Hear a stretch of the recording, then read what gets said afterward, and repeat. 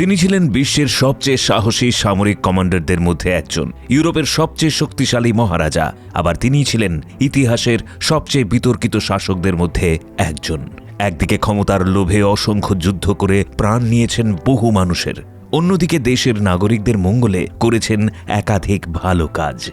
হ্যাঁ, তিনি হলেন নেপোলিয়ন।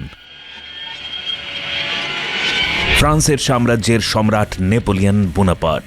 তিনি কি সত্যি জনদরদি ছিলেন, নাকি ছিলেন অত্যাচারী, হিটলারের পূর্বসূরি এক নায়ক? কিভাবেই বা তিনি একের পর এক যুদ্ধে পরাস্ত করেছেন শক্তিশালী বিপক্ষকে? সমস্ত দিকগুলি আলোচনা করা হবে এই ভিডিওতে, এবং ভিডিওর শেষে আপনাদের জন্য থাকবে নেপোলিয়নের জীবন সম্পর্কে কিছু ইন্টারেস্টিং প্রশ্ন। কমেন্ট করে জানাতে হবে সেই প্রশ্নের উত্তরগুলি। আর এরকমই গুরুত্বপূর্ণ ও ইন্টারেস্টিং ভিডিও পেতে আমাদের সমৃদ্ধ বাংলা ইউটিউব চ্যানেল সাবস্ক্রাইব করে বেল আইকনে প্রেস করুন।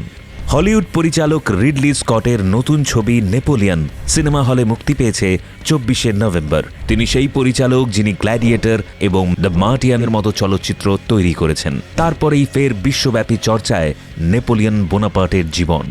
তাই বন্ধুরা, আসুন আজকের ভিডিওতে জানি নেপোলিয়ন বোনাপার্টের জীবনের সম্পূর্ণ গল্প। 1769 সালে ফরাসি আর্মি কর্সিকা দখল করে। এর কয়েক মাস পরে কর্সিকাতেই 15ই আগস্ট নেপোলিয়নের জন্ম হয়। নেপোলিয়নের বাবা কার্লো ছিলেন একজন আইনজীবী, যিনি নিজে কর্সিকার স্বাধীনতার জন্য স্বাধীনতা সংগ্রামীদের সাথে লড়াই করেছিলেন, কিন্তু পরে ফরাসি রাজাদের পক্ষে গিয়ে তাঁদের হয়ে কাজ শুরু করেন। তাঁর বাবার সাহায্যেই বৃত্তি পেয়ে নেপোলিয়ন ফরাসি সামরিক কলেজে ভর্তি হন। তাঁর স্বপ্ন ছিল একদিন তাঁর দেশ কর্সিকাকে স্বাধীন করার। একাডেমিতে তাঁর আগ্রহ ছিল ফরাসি নৌবাহিনীতে যোগদানের, কিন্তু তিনি সেনাবাহিনীর অস্ত্র বিভাগে নিযুক্তি পান। কিছু সময়ের মধ্যেই সেনাবাহিনীতে সেকেন্ড লেফটেন্যান্ট হিসেবে পদোন্নতি লাভ করেন। যেহেতু ফরাসি বিপ্লবের সময় সংঘটিত সমস্ত বড় যুদ্ধগুলি স্থলভাগেই সংঘটিত হয়েছিল, তাই নেপোলিয়ন তাঁর সামরিক কৌশলগত দক্ষতা দেখানোর যথেষ্ট সুযোগ পান। ফ্রান্সের একটি বন্দর নগরী থেকে ব্রিটিশ নৌসেনাকে উৎখাত করার দায়িত্ব পান। মাত্র সামান্য কিছু সৈন্য নিয়ে রণকৌশল ও আবেগ দিয়ে লড়াই করে যুদ্ধে জেতেন তিনি। এরপর ফ্রান্সের আভ্যন্তরীণ বিদ্রোহ দমনের দায়িত্ব সাফল্যের সঙ্গে পালন করেন। প্রকাশ্য রাজপথে অসংখ্য মানুষের ওপর কামান দেগে জনপ্রিয়তা পান নেপোলিয়ন। 1798 সালে নেপোলিয়ন মিশরে সামরিক অভিযানের জন্য রওনা হন। মিশরীয় অভিযান শেষ হতে না হতেই তিনি সেনাবাহিনীকে ছেড়ে দেশে ফিরে আসেন। কিন্তু সেই সময় তিনি এতটাই জনপ্রিয় ছিলেন যে তারপরেও তাঁর বিরুদ্ধে কোনো পদক্ষেপ পর্যন্ত নেওয়া হয়নি। শহরে পৌঁছতেই ফ্রান্সের জনগণ তাঁকে ঘিরে উল্লাস প্রকাশ করতে থাকে। পরে তিনি ইতালি জয় করার পর রাজতন্ত্রের অবসান করে সেখানেও ফ্রান্সের মতো একটি প্রজাতন্ত্র প্রতিষ্ঠা করেন। ইতালীয় সামরিক অভিযানের পর নেপোলিয়ন আর পিছনে ফিরে তাকাননি। ফ্রান্সে ফেরার পরে ফরাসি জনতা তাঁকে বীর হিসেবে স্বাগত জানায়। একসময় সেনাবাহিনীতে মাঝারি উচ্চতার লোকটিকে দেখে সৈন্যরা নীরব সুরে তার উচ্চতা নিয়ে মজা করেছিল, কিন্তু নতুন জেনারেলের আবেগঘন বক্তৃতা এবং আক্রমণের পূর্ণ পরিকল্পনা শুনে তারা শীঘ্রই বুঝতে পেরেছিল যে তাদের সামনে কোনো সাধারণ মানুষ দাঁড়িয়ে নেই। এই নেপোলিয়ন বোনাপার্ট ছিলেন বিশ্বের সেরা সামরিক কমান্ডারদের একজন। নেপোলিয়ন প্রায় সময় গুপ্তচর নিয়োগ করে শত্রুপক্ষের গোপন খবর রাখতেন এবং সেই অনুযায়ী পদক্ষেপ গ্রহণ করতেন। সারা জীবনে তিনি প্রায় 80রও বেশি যুদ্ধ লড়েছিলেন, যার মধ্যে পরাজিত হয়েছিলেন মাত্র হাতে গোনা কয়েকটি যুদ্ধে। সেই সময় ইংল্যান্ড ছাড়া প্রায় সমগ্র ইউরোপ তাঁর নিয়ন্ত্রণে ছিল। নেপোলিয়নের দ্বারা পরিচালিত যুদ্ধ এবং যুদ্ধক্ষেত্রে তাঁর সাহসী আন্দোলন এবং আশ্চর্যজনক সামরিক কৌশলগুলি এখনও সারা বিশ্বের সামরিক একাডেমিগুলিতে পড়ানো হয়। ইউরোপে তথা ফ্রান্সের বেসামাল রাজনৈতিক অবস্থা থেকে তিনিই প্রথম ফ্রান্সে শান্তি প্রতিষ্ঠা করেন। অর্থনীতি, আইনি ব্যবস্থায় উল্লেখযোগ্য সংস্কার করেন। গির্জা, সামরিক, শিক্ষা এবং সরকার পরিচালনায় একাধিক সদর্থক পরিবর্তন আনেন। জনগণের জীবনযাপনেরও মান উন্নয়ন হয়। 1802 সালে ফরাসি আজীবন কনসুলেট পদে নিযুক্ত হন তিনি। পরে তিনি এতটাই জনসমর্থন পেয়েছিলেন যে 1804 সালে তিনি নিজেই মাথায় মুকুট পরে নিজেকে ফ্রান্সের সম্রাট ঘোষণা করেন। এরপর টানা 8 বছর তিনি প্রবল জনসমর্থন নিয়ে দেশ পরিচালনা করেন।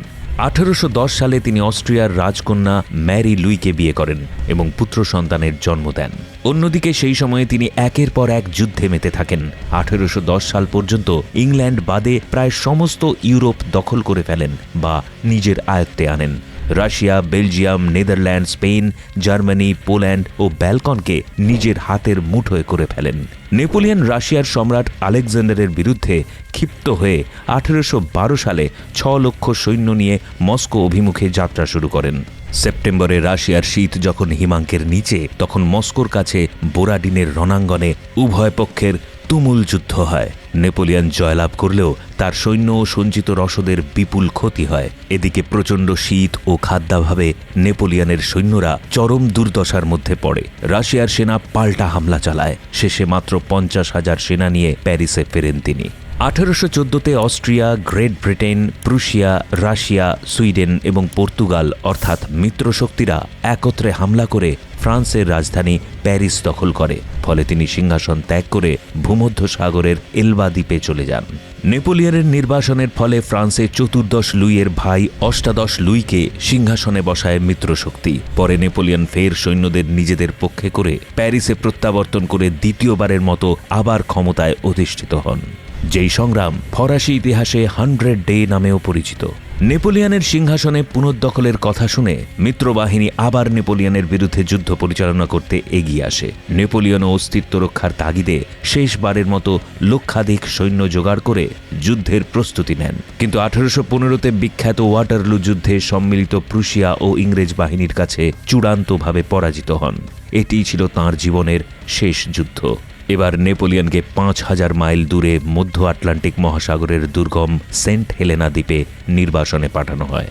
এই স্থানেই 6 বছর অতিবাহিত করার পর 1821 সালে পেটের ক্যান্সারে শক্তিশালী এই বীরের জীবনাবসান হয়।